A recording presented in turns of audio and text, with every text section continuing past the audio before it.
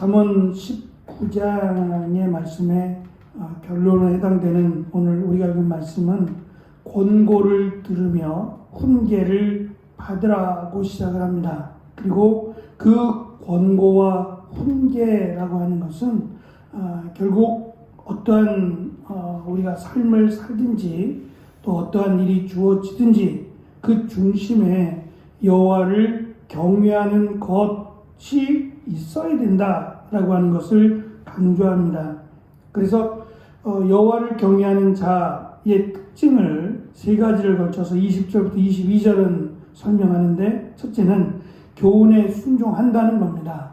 여호와를 경외하는 자는 그 경외하는 자에게 드러나는 특징이 하나님의 말씀 또는 지혜자의 교훈에 순종한다라고 하는 것이고, 두 번째는 하나님의 섭리를 인정한다는 겁니다. 그 섭리를 우리가 다 이해할 수는 없습니다. 내가 바라고 소망하는 대로 이루어지면 좋겠지만 그렇지 않더라도 그것이 하나님의 섭리라면, 하나님의 뜻이라면 그 뜻을 받아들여야 된다는 겁니다. 세 번째 22절에 있는 것처럼 비록 가난해도 정직하게 살아간다는 겁니다. 가난하다는 것이 모든 것을 허용하지 않습니다. 그가 게을러서 가난할 수도 있고, 또는 하나님의 뜻에 또는 섭리에 의해서 가난할 수도 있습니다. 그러니까 가난한 것이 죄가 되는 것은 아니지만, 가난하다고 해서 모든 것이 가난함으로 해결될 것은 아니다. 그래서 가난하더라도 그는 정직해야 된다. 그것이 여호와를 경외하는 자들의 모습 또는 특징임을 솔로몬은 강조합니다. 반대로 24절부터 26절에 있는 것처럼 게으르고 거만하며 아비를 구박하고 어미를 쫓아내는 자는 하나님의 심판으로 멸망할 것이다 라고 하는 것을 솔로몬은 강조합니다. 그래서 27절은 풍자적인 말씀인데, 내 아들아 듣는 것을 중단하라.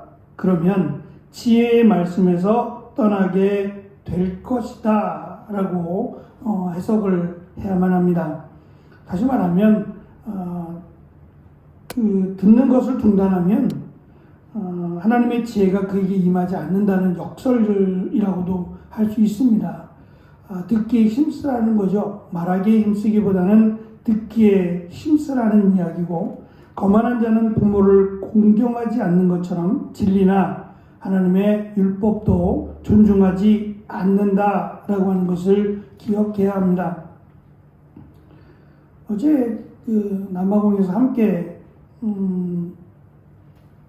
지금도 이제 남아공에서 더반이라고 하는 항구 도시인데, 더반에서 사역을 하세요. 벌써 시간이 꽤 많이 흘렀고, 제가 이제 한국에 들어온 지 처음으로 선교사님을 만났어요. 저랑 같이 사실은 같은 교수님 밑에서 석사를 공부했고요. 본인의 말로는 자기는 박사까지는 아닌 것 같다.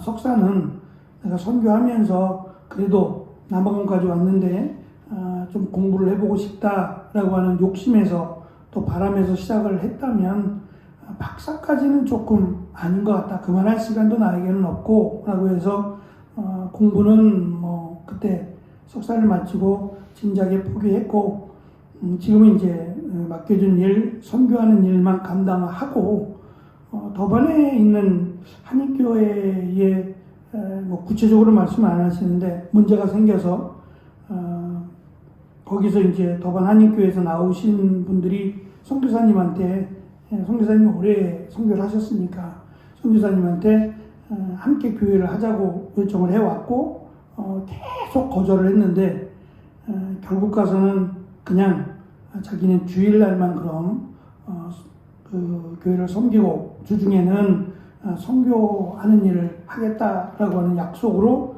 지금은 이제 한 10명 정도 되는 한국인들을 위한 사역도 같이 병행하고 있노라고 이야기하면서 지금 남아공은 사실 영국의 지배를 받았고 또 청교도의 영향을 받아서 기독교적인 요소들이 참 많습니다.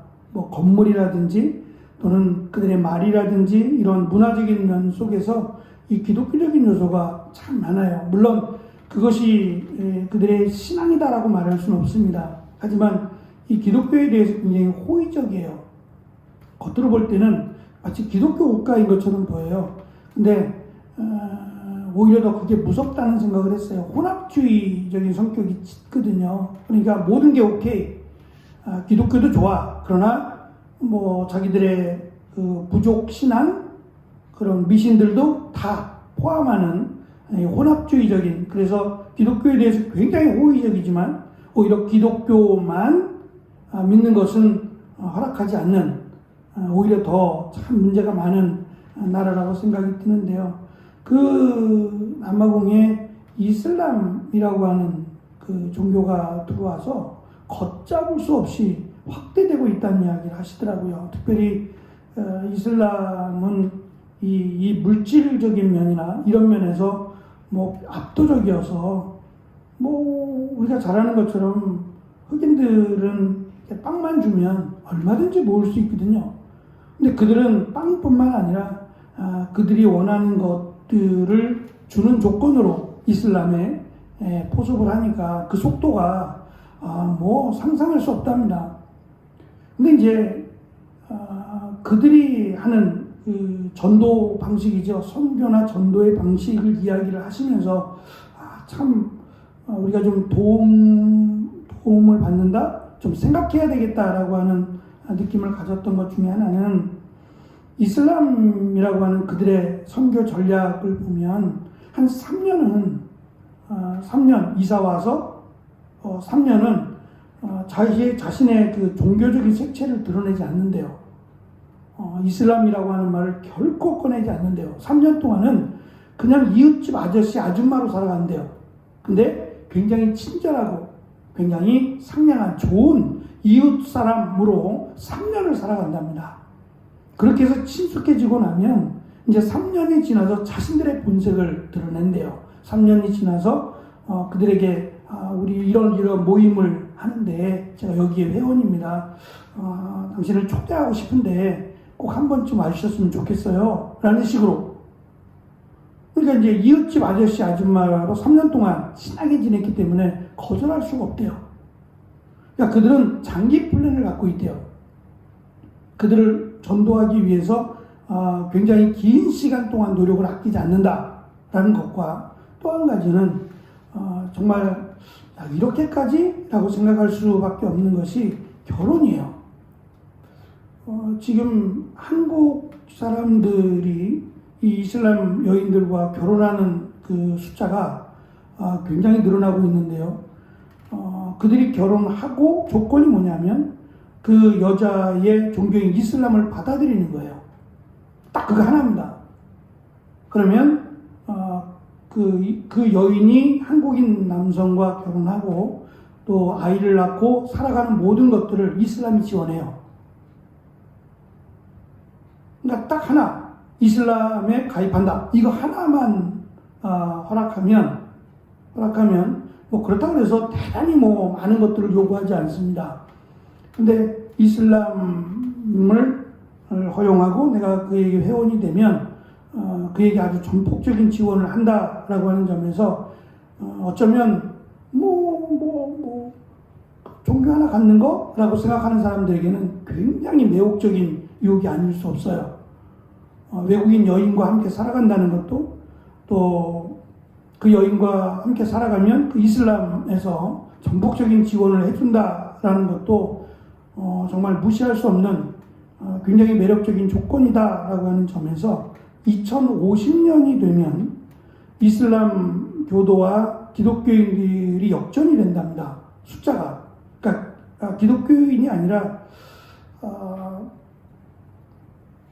천주교도 포함하고 성공회도 포함한 모든 숫자들이에요. 이 숫자가 이슬람이 앞선답니다. 2050년이 되면 그만큼 이제 그 하나님을 믿는다라고 하는 숫자보다 이슬람화된 숫자가 더 많아진다라고 하는 통계가 나왔다고, 우리가 정신 바짝 차리지 않으면 이제는 숫자적인 면에서 넘어서는 것은 막을 수 없고 이제는 제대로 된 그리스도인을 세우는 데 집중해야 된다라고 하는 이번에 이제 아시아권 중앙아시아 쪽에 이분이 이제 회장을 돌아가면서 맡는데 회장을 맡다 보니까 여러 가지 많은 통계도 내고 또 그들의 사역들을 이렇게 함께 모아서 이번에 큰 대회를 여는데 그 이야기를 하시더라고요. 자기가 이번 선교대회를 준비하면서 자료들을 연구하다 보니까 그런 통계가 나왔더라고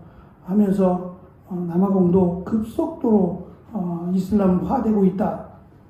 한국도 무시할 수 없다는 거예요. 우리가 느끼지 못하지만 이미 그들의 기도 처소가 12개인가 18개인가가 이미 있고 우리가 모르는 사이에 이슬람화된 건물이나 이런 처소들이 우후죽순 계속 생기고 있다라고 하는 이야기를 해주시더라고요. 우리가 할 수 있는 일, 꼭 해야만 되는 일이 무엇인지, 그리고 그들은 자신의 몸을 던져서 평생을 바치는 거잖아요. 결혼이라고 하는 것은 전도라면, 이슬람을 위해서라면 내 결혼까지도 바치겠다고 하는 그들의 맹목적인 헌신을 생각하면 두렵다는 생각을 해요. 과연 우리가 그리스도를 위해서 이 정도까지 할 수 있을까? 라고 하는 생각을 해보면 그들이 옳다는 게 아닙니다. 그게 옳지 않지만 그들의 선교 전략이 참 무섭다는 생각을 해요. 그래서 우리가 정신 차리고 정말 복음을 위해서 더 애써야겠다라는 생각을 했습니다. 많은 사람들이 내가 보고 싶은 것만 보고 듣고 싶은 것만 들으려고 하는 경향이 많습니다. 예를 들면 빨간불의 길을 건너거나 무단횡단을 하는 건 분명 잘못된 일인데 무단횡단을 하는 사람은 자신의 잘못을 정당화합니다. 차도 없고 위험하지도 않는데 뭐가 문제냐는 듯이 말을 하고 타인이 난폭운전을 하면 위험하고 몰상식한 행위라고 비난하고 정작 자신이 난폭운전을 하면서 다 그럴 만한 이유가 있다라는 식으로 주장을 합니다. 내가 늦잠을 자서 지각을 하는 건 밤늦게까지 일해서 그렇다라고 말하고 다른 사람은 게을러서라고 말을 합니다. 이처럼 편협된 그리고 자기중심적인 삶은 결국 지혜자의 모습은 아니라는 거죠. 솔로몬은 자기가 말하는 걸 하지 말라는 게 아니라 다른 사람의 귀에, 다른 사람의 말에 귀를 기울이는 자가 지혜로운 자이며 특별히 편중되지 않게 내 기준을 세워서 옳고 그름을 판단하지 말고 여호와를 경외하는 것을 기준으로 해서 옳고 그름을 그리고 내가 무엇을 해야 되는지 상대방에게 무엇을 말해야 되는지를 고민하고 결정할 것을 강조합니다. 19장에 적지 않은 짧지 않은 우리가 읽은 19절부터 20절부터 29절까지에 해당되는 이 부분의 전반적인 내용이 우리의 길, 우리의 뜻을 하나님이 인도하신다는 것이고 여호와를 경외하는 자에게 하나님의 그 인도하신 은혜가 있을 것이다 라고 하는 내용을 지금 거듭 반복해서 강조합니다. 그만큼 중요한 일이기 때문이죠. 지혜자인 솔로몬은 어쩌면 자신의 인생에 있어서 가장 부족했던 또 자신이 하지 못했던 이야기들을 이런 식으로 곳곳에서 반복해서 자문에 담는 것 같습니다. 여호와를 경외하는 자 그리고 하나님의 섭리를 인정하며 하나님의 뜻을 구하는 자에게 하나님의 은혜가 또 하나님의 축복이 임한다라고 하는 이 고백이 솔로몬만의 고백이 아니라 우리의 신앙의 고백이 되어지는 귀한 또 하루가 되어지기를 축원합니다. 기도하겠습니다.